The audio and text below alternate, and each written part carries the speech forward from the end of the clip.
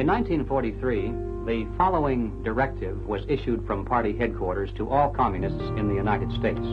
It read, "When certain obstructionists become too irritating, label them after suitable build-ups as fascist or Nazi or anti-Semitic, and use the prestige of anti-fascist and tolerance organizations to discredit them. In the public mind, constantly associate those who oppose us with those names which already have a bad smell. The association will, after enough repetition, become fact in the public mind." Here is a book that I think ought to be in every home library. It's entitled Color, Communism, and Common Sense by Manning Johnson. He joined the party as a young man because he honestly believed that the communists were trying to improve the conditions of his people. He was a dedicated communist, and eventually he rose to one of the highest ranks. But after many years, he discovered that instead they were merely planning to use his people in a bloody revolution to destroy America.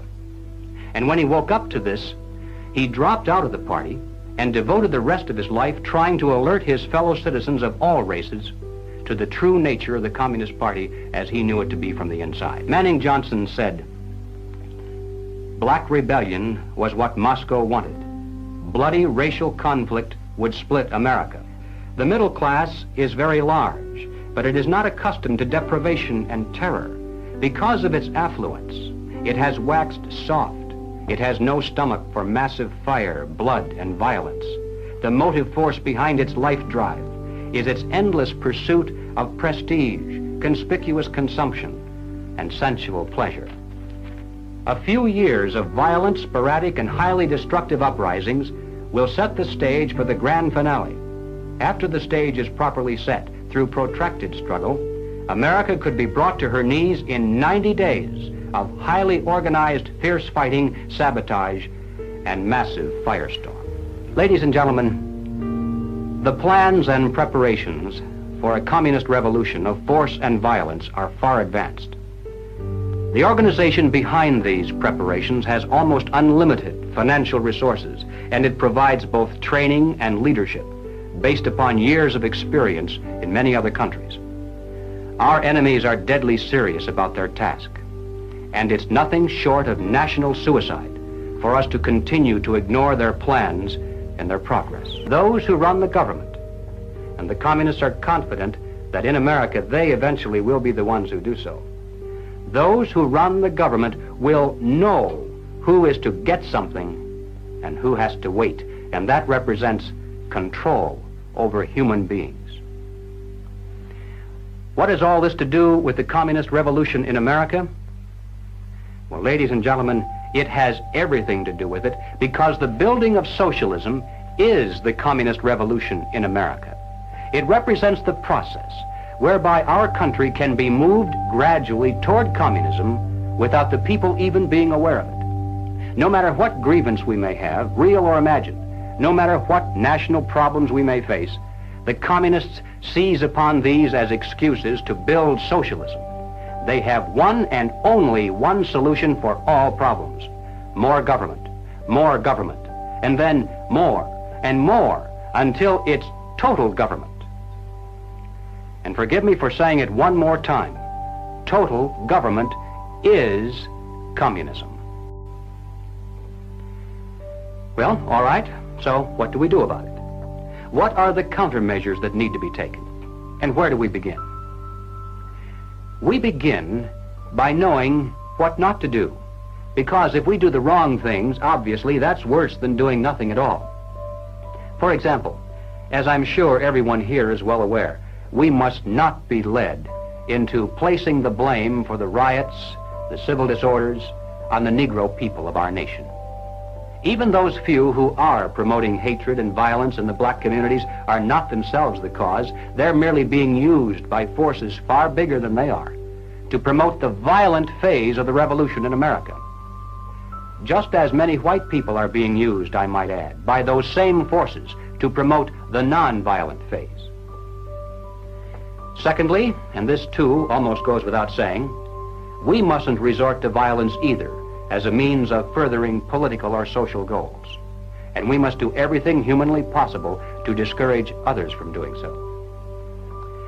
Third, we must not be fooled into thinking that the causes of our civil turmoil are such things as poverty, poor housing, lack of education, and similar social or economic factors. As a matter of fact, most of today's self-styled revolutionaries, black and white, come from good homes, could earn better than average incomes if they wanted to work. And in fact, they're products of some of the finest institutions of higher learning. We shouldn't be indifferent to the social and economic conditions of those in need, and we should do all we can within the concepts of economic and political freedom to improve those conditions. But let's not kid ourselves into thinking that these are the causes of our national problems today. Fourth, we must not look to the expansion of government and government programs as the solution. As I hope I've made it clear by now, this is exactly what the communists want us to do, because it's the very process whereby they hope to come to power in this country through nonviolent means. As early as 1928, the communists declared that the racial differences among our people constituted the weakest and most vulnerable point in our social fabric. By constantly probing and straining at this one spot, they calculated that eventually the cloth could be torn apart and that Americans could be divided, weakened, and perhaps even set against each other in open combat.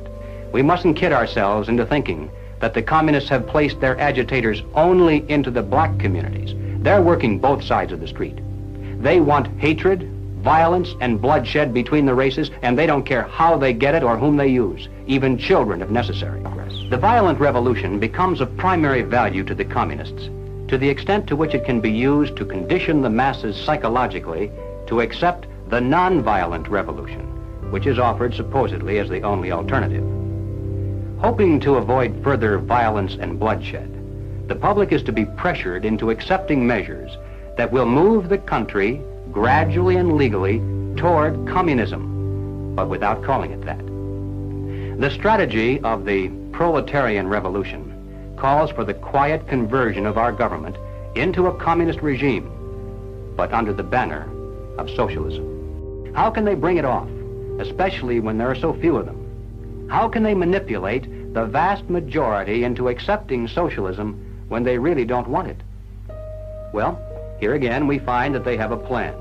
The strategy is precise and well tested. It's called revolutionary parliamentarism. Now, the general strategy employed is a political pincers movement, and these are the terms the communists use to describe it. A pincers movement applying political pressure from above and from below. Now, when they talk about pressure from above, they mean using their people and their influence within the very government marked for takeover to bring forward official recommendations for legislation. These come from the highest possible levels and carry the full prestige of the government itself. The recommendations, of course, are offered supposedly as solutions to national problems, but when passed into law, their only real effect is to vastly increase the power of government and to move the country that much closer toward the ultimate goal. The pressure from below, then, involves using their influence over the various mass membership organizations of the country to create the appearance of great popular support for these recommendations. Of course, the members of those organizations must never suspect that they're being used to promote the communist program. Now, the silent majority, the average person with no particular axe to grind, is caught right in the middle. He looks above and sees highly respected spokesmen for government calling for socialist legislation. He looks below and sees mobs of demonstrators shouting for the same thing. He says to himself, has everyone gone crazy, or is it me? Now, he's still in the majority, of course, but he doesn't know it. He thinks he's helplessly outnumbered, and he bows to what he thinks is the democratic will of the majority. All that remains, then, is for the duly elected legislators to place their own careers and political expediency above the best interests of the nation, to yield to this political pressure and pass the legislation into law. Then the whole process starts all over again with new recommendations from above, new demands from below, and finally, new capitulation in the halls of Congress. In this way, the nation can move to the left in giant strides until the ultimate goal of communism itself is reached entirely legally through the constitutional process and in the name of the nation. Now, ladies and gentlemen, none of these proposals will produce results, and nothing else you may suggest will do so either, unless and until we get right down to the heart of the problem, the life force of the revolution itself. We must discover the identity of those individuals, both above and below, who consciously are furthering the communist program for revolution, and then remove them from their positions of trust and leadership. Anything less than that will be totally futile, because we'll merely be running around trying to put out 1 or 2 fires over here, while they're busy setting 10 new ones over there. Now, of course, the minute you begin to think along these lines, you'll become the target of a whole barrage of attacks.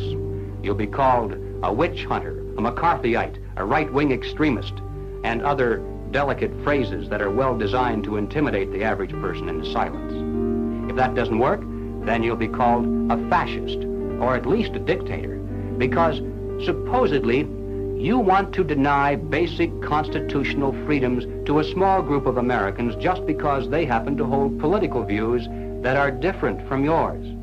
How many times have you heard that?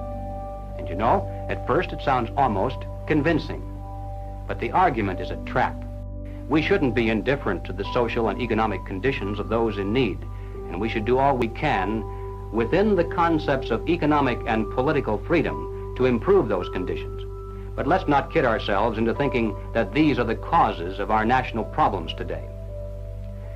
Fourth, we must not look to the expansion of government and government programs as the solution. As I hope I've made it clear by now, this is exactly what the communists want us to do, because it's the very process whereby they hope to come to power in this country through nonviolent means. These are the things we must not do. What then does that leave on the positive side? Well, first of all, and perhaps most obvious of all, we must support our local police.